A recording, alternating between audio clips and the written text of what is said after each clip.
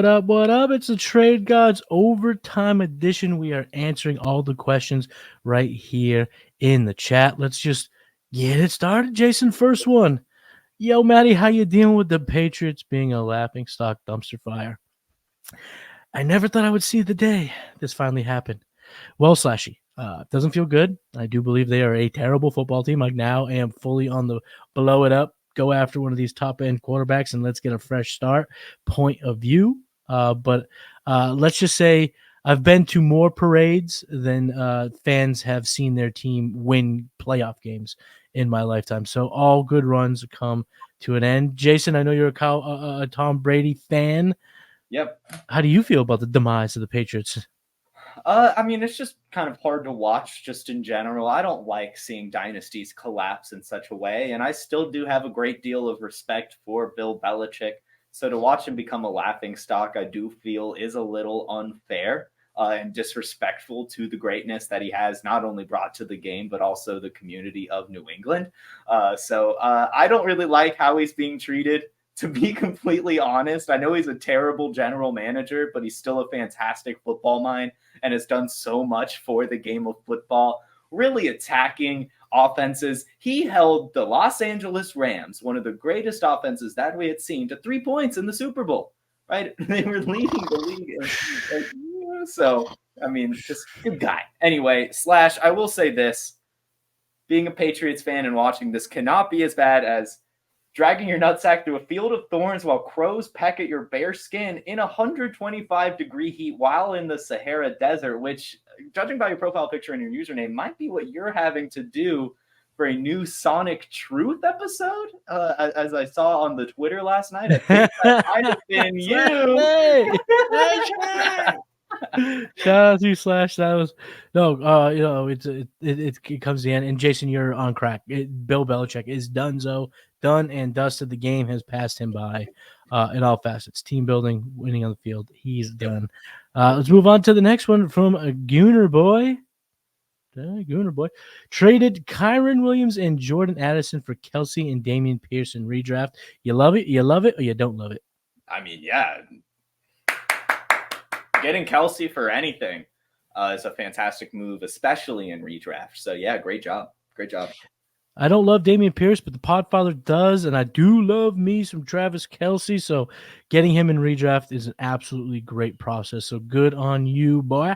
Ruckus, he traded Gabe Davis for Ramondre. He's got James Cook, Zach Moss, Najee, Pirine, and Hubbard, but he's stacked at wide receiver. So you like the swap for Ruckus?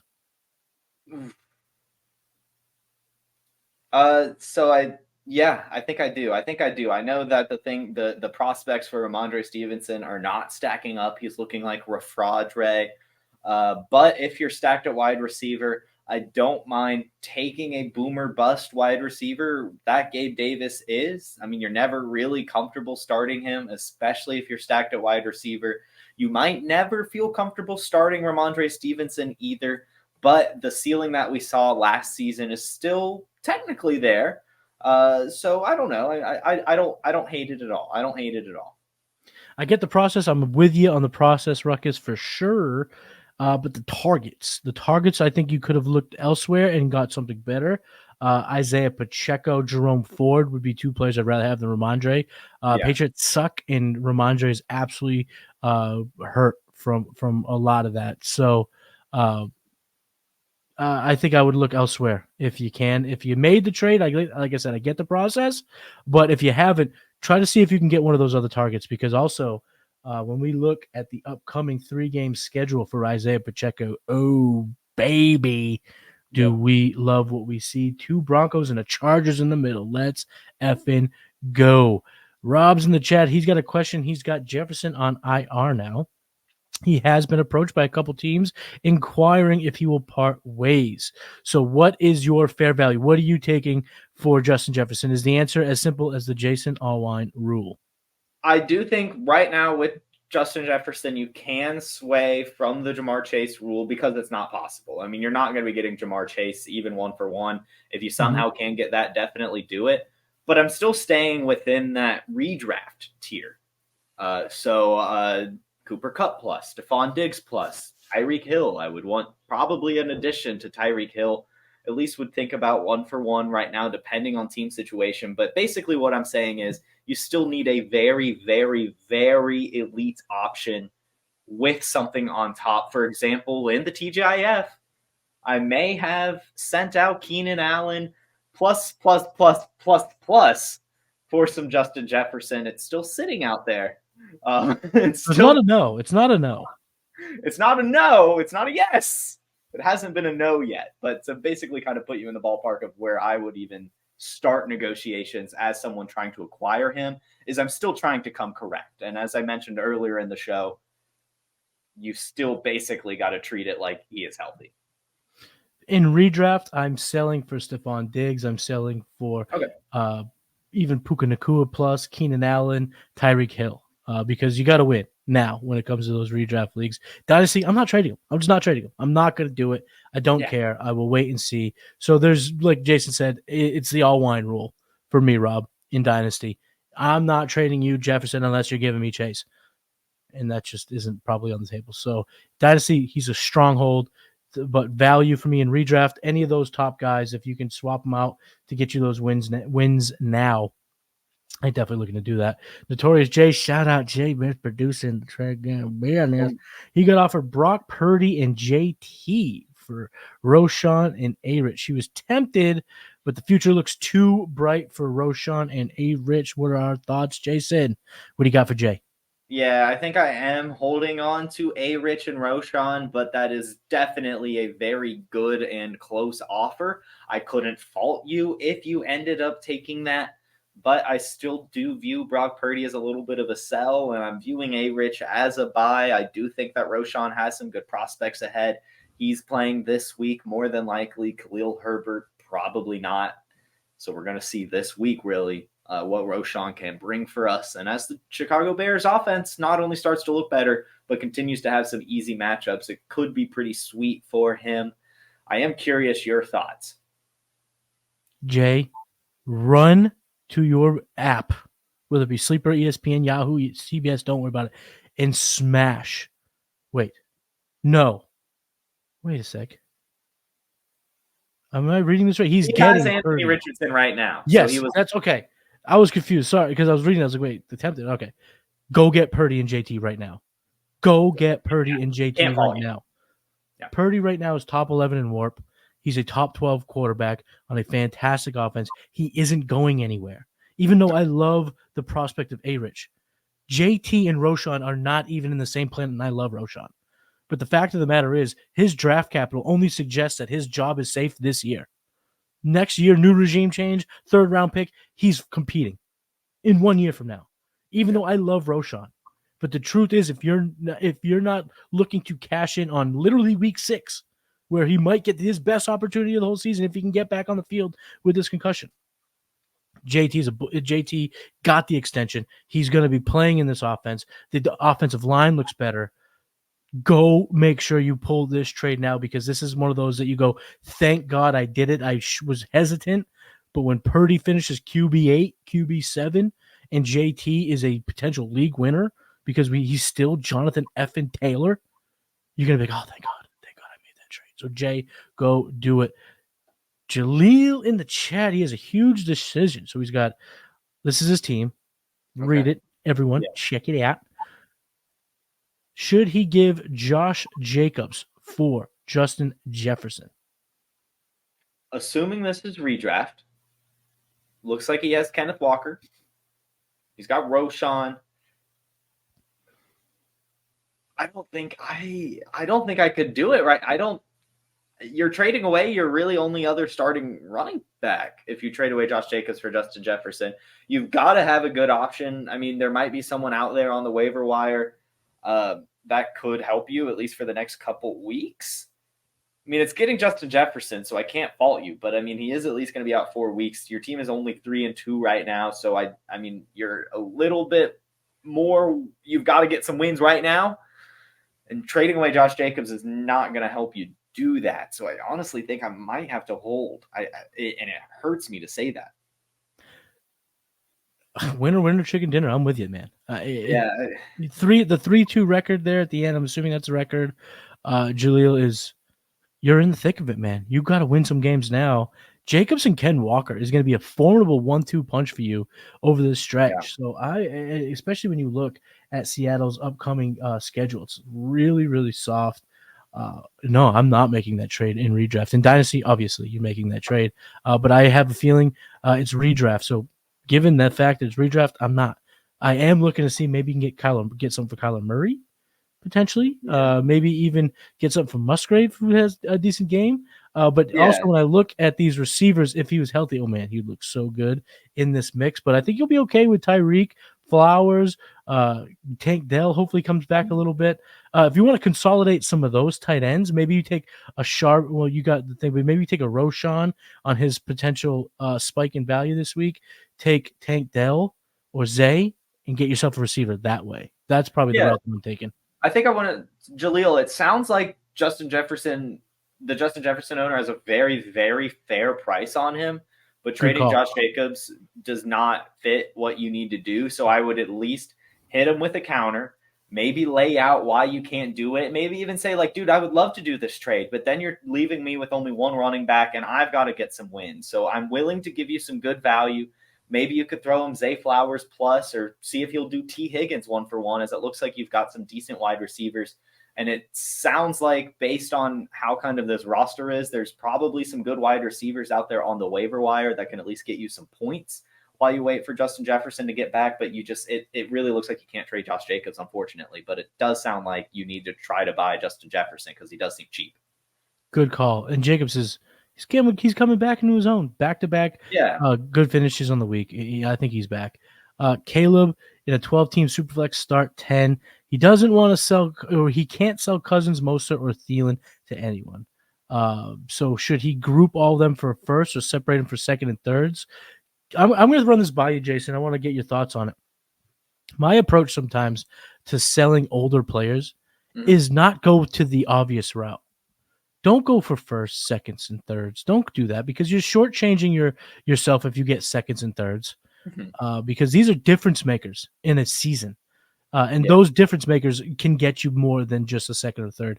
I like to target. This is what I like to do. I like to target not prospects, but maybe post-hype sleeper types, Yeah. uh, Yeah. 27-year-olds that are appearing like they're out, but they might give you another year or two. Because what we forget when we dynasty is next year, your 29-year-old can still play football. Your Yeah. 28-year-old can still be your number one XYZ player. Yeah. So when you take these obvious old candidates and you try to push them for JSN, you try to push them for Kincaid, you try to buy low on obvious studs that we all loved in rookie drafts like just a couple months ago, the play could be a little too obvious for Yeah. the person in your league. So you can win by just getting slightly younger. Like an example for this, for me, a year ago was Mike Evans. Everyone thought he was dead in the water. I had some teams that had bad luck that weren't Yeah. complete teardowns, and I was selling my, whatever's instead of for thirds. I was getting Mike Evans, and of course he ended up, going off in the championship, which did me no good. But here we are in 2023. He's a absolute wide receiver stud, like he's always been. Yeah. So sometimes you could take these old guys, get other older players that still have a year or two left, and they'll fit into your rebuild better than you would ever imagine. So, Jason, what Yeah. are your thoughts on this No, on Caleb's problem? yeah, I was just going to tell him to hold, but you laid out a fantastic thing, and I wish I had thought of it sooner. To be completely honest, I love the idea of taking Kirk Cousins and seeing if you could get Matthew Stafford in a second or a third, right? Or Russell Wilson plus, maybe Deshaun Watson plus, if you believe in that. Taking Raheem Mostert, maybe getting Jeff Wilson plus, if you believe in him, right? I mean, you can get another asset that is in a similar situation, similar age, but not quite as valuable, with something thrown in on top that you can then use to get those second and thirds that you were going to sell low for. And with Thielen, maybe I would take him and try 1-for-1. Maybe Jonathan Mingo, stay within the Panthers. He hasn't popped off quite yet. That might work depending on who has him. But yeah, I love what I love that how you've laid it out, and I think that that would be an excellent way for Caleb to try to extract some extra value. Maybe continuously tier down. Maybe don't even stop there. Maybe go from Kirk Cousins to Matthew Stafford to Baker Mayfield, and see how many picks you've gotten in Oh, between I that. love that. Yeah, Right? like cascade.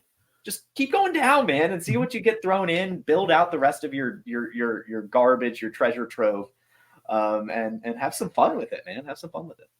Love it. Alan is on Facebook. Shout out to you, Alan Lewis, on Facebook. He's got A-Chain and Richardson. He has an offer on the table for Olave and Gibbs. Now, this could go both ways, so let's look at it and let's kind of hit it rapid fire style. Do you want the A-Chain Richardson side or the Olave Gibbs side in redraft? In redraft, I'll take. I think I would still take the.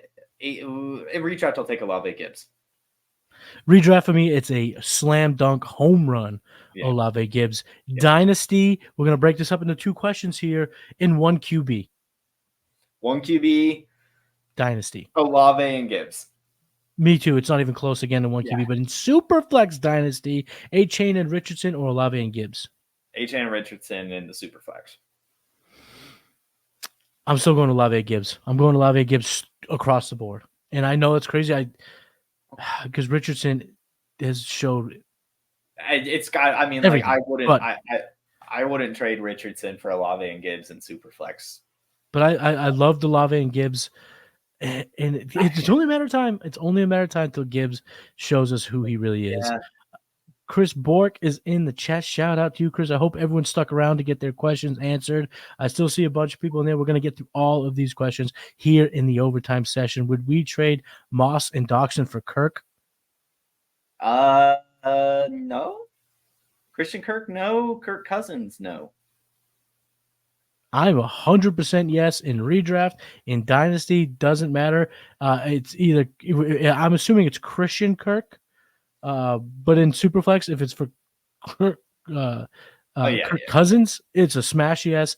If it's I am taking Kirk Cousins, Christian Kirk Cobains. I'm 100% taking the Kirk side here because Dotson. I don't know. We may have fallen for a little fool's gold with Jahan Dotson. It's possible. It's definitely possible. And Zach Moss is Zach Moss. I know he's been great. But holy cow, I mean, what are we expecting out of Zach Moss? So give me the Kirk side. Ruckus, we answered this question a little while ago, but I thought I had to bring this up because, you're talking to the OG, DJ Moore, Presidente of the Fan Club. Can we have a DJ Moore heart party, though? For real? Hell yeah, Ruckus, we absolutely can. I mean... 52 points and PPR scoring with bonuses. He was an absolute stud. He has shot himself all the way up to wide receiver 7, according to Warp. I mean, I'm just going to Jordan shrug it. I told you he's an absolute stud. It was never a doubt in my mind. It was the most obvious buy low candidate that there ever was after the first couple weeks. Justin Fields looks good, and it's a lot about DJ Moore. I mean, DJ Moore had 230 receiving yards, and Fields had 280-something passing yards. You're talking about a guy who dominated the game, and you're looking at a guy in DJ Moore who's had all the alpha wide receiver traits throughout his entire career, and now on this team. I love it. I like it a lot. Penguino on my team. 10 team PPR. Should he trade Derrick Henry and Zay Flowers for Olave? No, I don't think I would either. It's because to me, the gap between Zay Flowers and Chris Olave is not as big as I may have thought just a few months ago. But right now, the way he's shaping up to be, with targets galore. I don't think Olave is a big enough increase to this team for you to make this trade. And then Derrick Henry is going to have a big week. Derrick Henry is going to be valuable. But I'm looking at your team. You're freaking loaded. If you want to just make a trade to make things happen, go right ahead, Penguino. I mean, you're killing it with this roster. Holy cow. I'm looking at this here. Breece Hall, Josh Jacobs, JT, Rashad White, Derrick Henry. Yeah, Derrick Henry would be the guy that I sell out of this bunch. If you can get like Jalen Waddle over Olave, I might be a little more interested if I can get like a Stephon Diggs, a Keenan Allen, like truly buy at the tippity top Cooper Cup. That's where I'm going to try to shop here. But I do like, I do like what I'm seeing here in your 10-team league. So good on you. Keep it up. Quinn, would you like Calvin Ridley or T. Higgins rest of the season? So let's just say that you have T. Higgins, you get Calvin Ridley offered to you in your inbox. You're taking it. I think in redraft I might. In Dynasty, definitely not. Given its rest of season, I guess I've just answered that question. Well, hey, sometimes your process answers your question in the middle of you going through it in your head. So it's perfectly safe. For me, I'm going Calvin Ridley. There's just something about the whole T. Higgins situation, the Bengals situation, that I just don't love. His big game came on 2 touchdowns. He's had uncharacteristic drops. He's in a contract year where Calvin Ridley, he's going to have his down weeks, but we're kind of locked into the role. We like the role, and he's going to have those spike weeks. He's had now 2 spike weeks out of the 5, so it's fairly reliable in my book.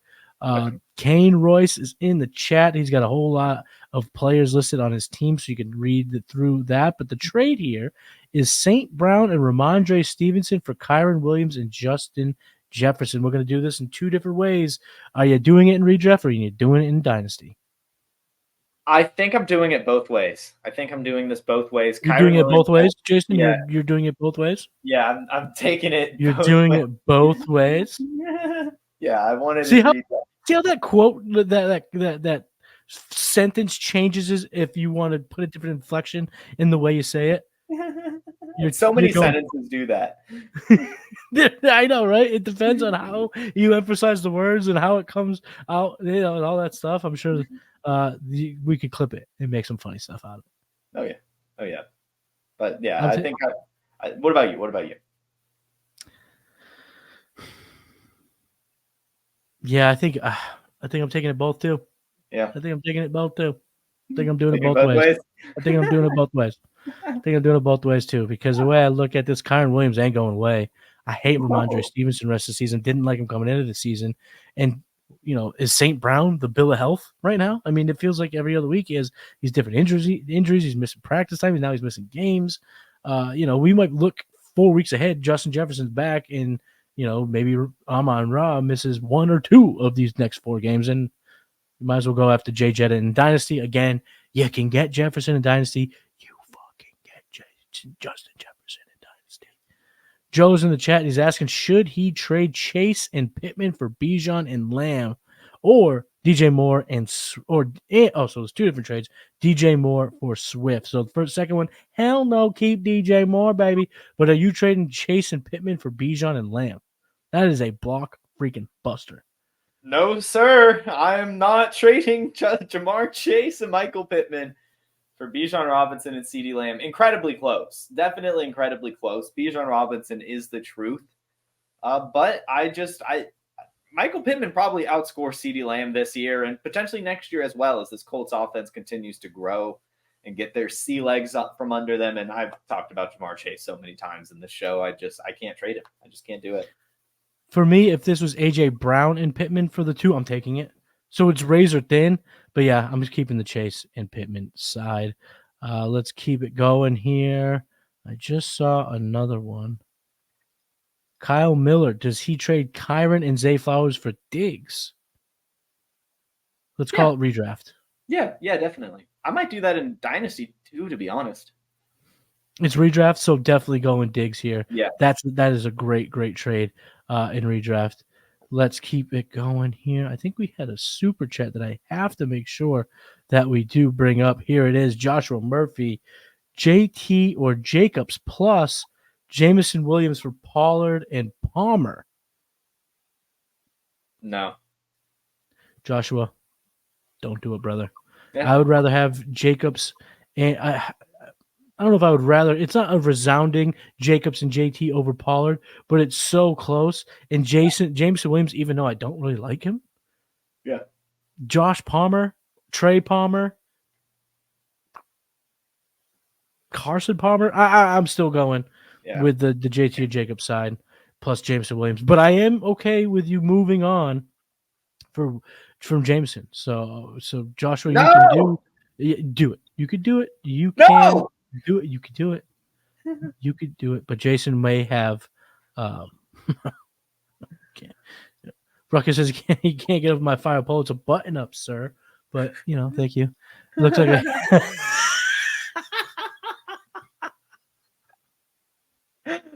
I don't think that's a compliment, but it's absolutely hilarious. So shout out to you, John Webb. That was pretty good. That was pretty I good. love when like well thought out, like I don't compliments, phrasings like come out. I was watching like a comedian. They said that like how Pete Davidson. It was like the roast of Pete Davidson. They just said his face looks vague, and it's just like when people like.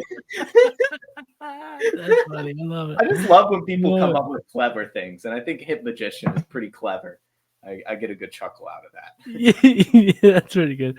G Hop is in the chat. Should he trade Waddle for Sam Laporta? He has commit, but his wide receivers are Lamb, Moore, Godwin, and Sky Moore. Holy cow! I don't think so. It's right there where I feel like you have to do it, but I almost feel like out of respect, just do it, and then just hope that Jalen Waddle doesn't have a ceiling game. But I really do think that Jalen Waddle has ceiling games within him, and I really, really do think that this is a great buying period for Jalen Waddle, so it hurts me. But it's every time I've sent out an offer for Sam Laporta, it's been insta rejected, and I've been laughed at. I've been pointed at, and the entire class laughed at me. The teacher started laughing at me. It was just awful. So I if you can get him, you get him. I don't know. There's something about. I mean, going into every matchup with Lamb, Moore, Godwin, and Waddle is such a squaw. But if you were in like a 2 wide receiver 1 flex, then I'm 1,000% doing it. But if you can start all 4 of those wide receivers every single week, I don't think I'm going to do it.